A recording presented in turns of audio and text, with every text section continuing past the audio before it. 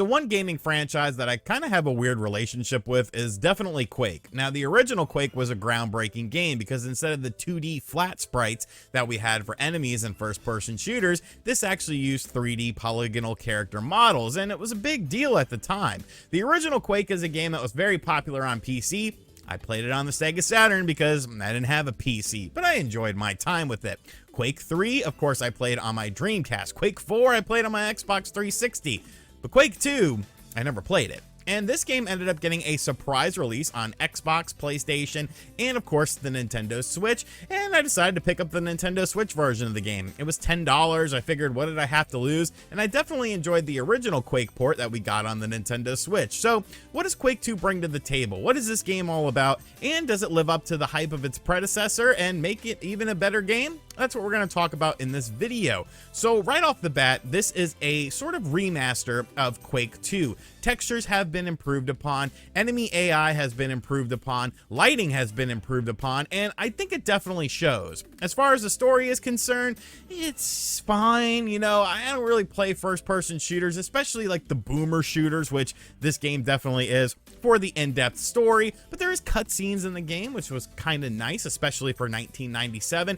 Basically, aliens are trying to invade Earth, so Earth launches a preemptive attack on the aliens, but the ship goes down, your partner gets killed, and now you're in Strogg, and like that's the city where the aliens are, the planet, and you got to fight your way through it. So you're on an alien planet. But what's cool about the gameplay of Quake 2 is it's definitely more mission based, whereas, you know, when you look at games like Doom and other first person shooters of that time frame, even the original Quake, the whole point was to get to the end of the level. It doesn't matter how you did it or how fast you did it, you just wanted to get to the end of the level, hit a button, and then you go to the next section. Whereas with this game, you're kind of backtracking sometimes. You're looking for different things, you're looking for specific items, or even having to do specific things. I think it really sort of was an evolution of the first person shooter, and while it's definitely, you know, commonplace now, like so many first person shooters are definitely more mission based, and because I mean, you know, we've evolved as gaming is concerned, I feel like this probably at the time was extremely groundbreaking, more so than maybe just the character sprites are concerned.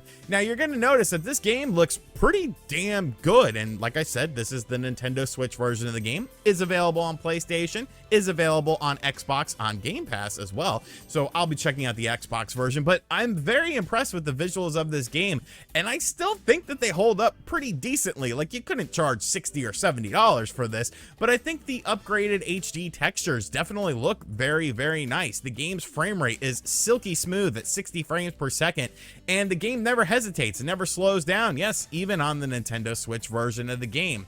The enhanced lighting effects, I'm not quite sure how much different they are from the original release of Quake 2, but I think the lighting in this game is very impressive. There are times where like I'm just kind of shocked at like how good some of these shadows and reflections are and stuff like that. There's one part where I was like under a big circle fan, and like just the lighting of that whole thing, because there was a light shining down through it, and seeing the shadows of that, like it was very visually impressive. Like even by today's standards, I thought it looked pretty good. So Quake 2 is a strange game in that it's more than just Quake 2. You have Quake 2, of course, within the game, the baseline game. You have all the expansion packs in the game, and you even have the N64 version of Quake 2. Now, the N64 version of Quake 2 was pretty much the same mechanics. They did get rid of the crouch mechanic, which kind of weird, don't really understand why, but they got rid of crouch, but more importantly, they redesigned like all the single player levels. So the single player experience of Quake 2 on the N64 is pretty much like a standalone experience, and it's actually included in this bundle no matter which platform you get it on, and of course it is also graphically enhanced. So this is a beefy package here, people. You have the original Quake, I believe you have 4 expansion packs,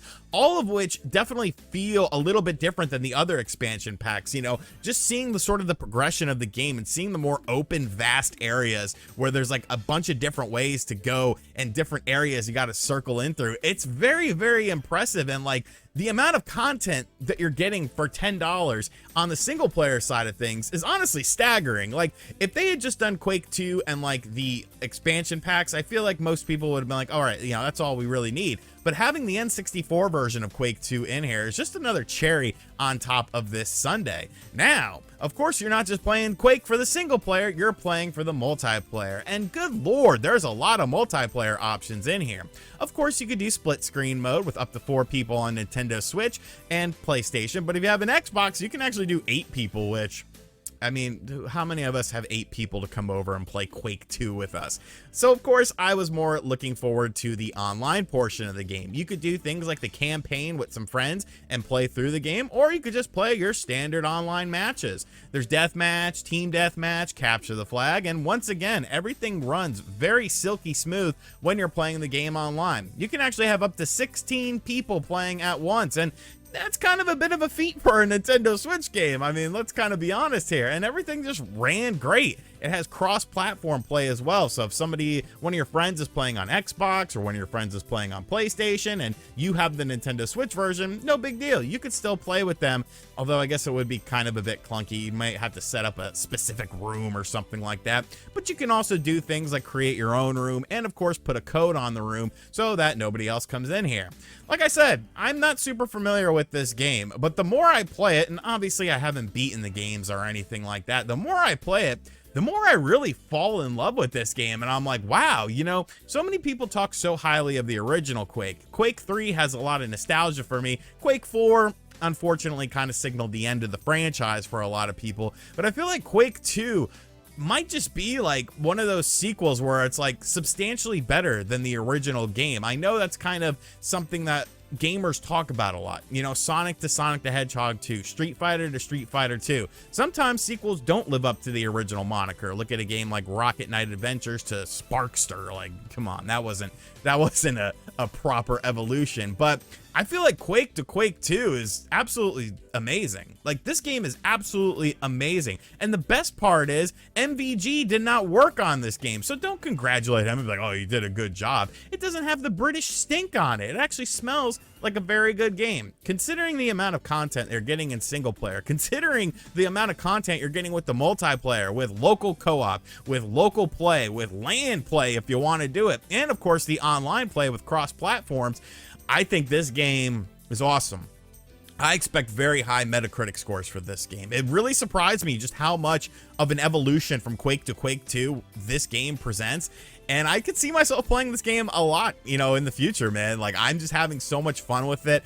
I wish this style of shooter, I get that it's coming back in the form of boomer shooters, but I wish like the Quake or Unreal style was, you know, maybe like a big on production, this fast, frantic gameplay where everyone's just running around and, you know, these crazy single player experiences with all these weird enemies in them and stuff like that, creative levels and stuff. You know, it was definitely a very amazing time for I think the 90s was the best time for video games, especially when you look at like 1990 to 1999, the progression of video games. You literally went from the Nintendo Entertainment System to the Sega Dreamcast in a span of 9 years. Show me another 9-year span that had that sort of evolution. Anyways, I could talk about 90s gaming all day. Quake 2 on the Nintendo Switch, $10. On the PlayStation, $10.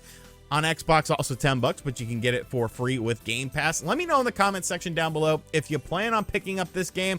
Like I said, dude, I highly suggest it. It's a very enjoyable game. It looks great. It plays great. Handheld mode is flawless. Oh, and I forgot to mention, the Switch actually has gyro controls as well. So score 1 for the Nintendo Switch version of the game if you're keeping score at home because you're a console fanboy. But yes, the Nintendo Switch version of the game does feature motion controls. Are actually turned on by default, so I immediately turned them off. And as always, guys, thank you for checking out this video. If you're new to the channel, be sure to hit that subscribe button, like, comment, share, hit the bell as well. And as always, I'll catch you guys on the next video. Later.